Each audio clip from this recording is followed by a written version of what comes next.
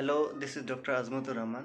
Students and upcoming doctors of India, we will discuss on physiology, what is the physiological history and what are the role of physiology in our life, how many physiological systems in our life, in a living body, we will discuss on it.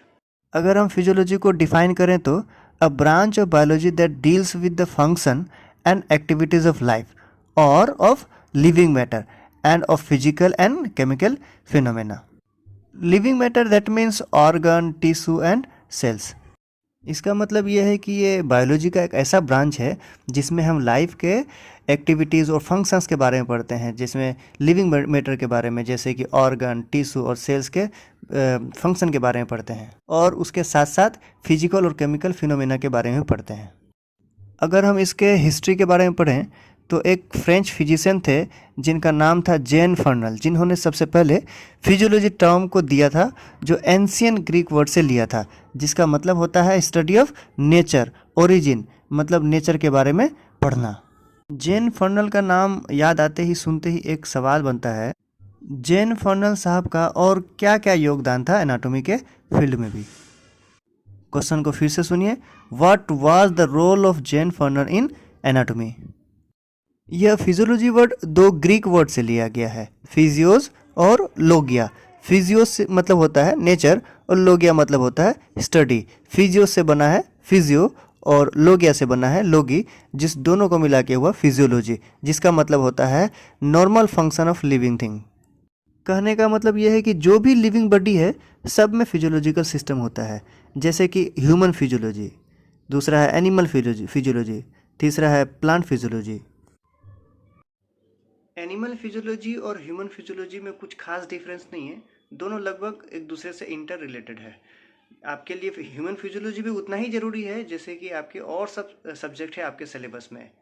यह बहुत ज़रूरी है कि आपको different system के anatomy का brief knowledge हो ताकि आपको आसानी से समझ में आ सके. फिजियोलॉजी के जो बेसिक फंक्शंस हैं जैसे कि provision of oxygen and nutrients, मतलब कि बॉडी को ऑक्सीजन और न्यूट्रिएंट्स की सुविधा मिलना. दूसरा है removal of metabolites and other waste product, मतलब मेटाबॉलिज्म होने के बाद वेस्ट प्रोडक्ट को बाहर निकालना. तीसरा है maintenance of blood pressure and body temperature, मतलब ब्लड प्रेशर और बॉडी टेम्परेचर को मेंटेन रखना. चौथा यह है कि हंगर एंड थ्रस्ट, मतलब भूखा और प्यास लगना. पांचवा है लोकोमोटर फंक्शन, माने चलना फिरना. छठा है स्पेशल सेंसरी फंक्शन, मतलब पांचों स्पेशल सेंसर के फंक्शन को रेगुलेट करना. सातवां है रिप्रोडक्शन यानी प्रजनन. रिप्रोडक्शन से ये याद आया कि किसी भी टॉपिक को हम लोग इतने दिन तक ना पढ़ें कि हम 9 महीना या 1 साल लगा दें, क्योंकि हमारे और भी सिलेबस है उसको आगे पढ़ना है और इतने 9 महीना 1 साल तक में तो एक नया प्रोडक्ट आ जाएगा. और लास्ट आठवां है higher intellectual function like learning and memory, मतलब किसी भी चीज़ को सीखना और उसको याद रखना. यूनिसेलुलर ऑर्गेनिज्म में सारे के सारे फिजियोलॉजिकल फंक्शन सिंपल डिफ्यूज़न के प्रोसेस से होता है. डिफ्यूज़न मतलब ऑक्सीजन और कार्बन डाइऑक्साइड का सेल मेम्ब्रेन के थ्रू अंदर जाना और बाहर आना. बहुत सालों बाद इन्वायरमेंटल और इकोलॉजिकल चेंजेस होने के बाद हर एक फंक्शन के लिए इंडिविजुअल सिस्टम डेवलप किया, जैसा कि digestive system, cardiovascular system, respiratory system, excretory system, reproductive system etcetera.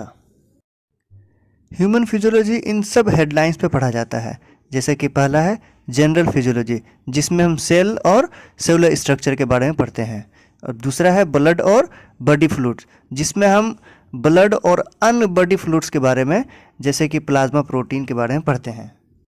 अब तीसरा है मसल फिजियोलॉजी जिसमें हम मसल के स्ट्रक्चर, क्लासिफिकेशन और काम करने के तरीके के बारे में हम लोग पढ़ते हैं. चौथा है डाइजेस्टिव सिस्टम जिसमें हम पाचन के प्रोसेस के बारे में पढ़ते हैं. पांचवा है रेनल फिजियोलॉजी एंड स्किन, मतलब स्किन और किडनी के फंक्शन के बारे में हम लोग पढ़ते हैं.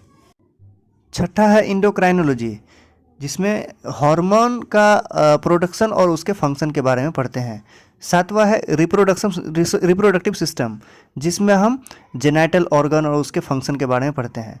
8वां है कार्डियोवास्कुलर सिस्टम यानी CVS, जिसमें हम लोग हार्ट के फंक्शन और उससे रिलेटेड एब्नॉर्मलिटीज़ के बारे में पढ़ते हैं।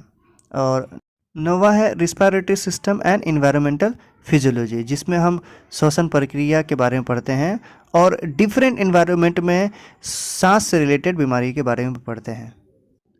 10वां है नर्वस सिस्टम, जिसमें हम न्यूरॉन और उसके फंक्शन यानी काम के बारे में पढ़ते हैं।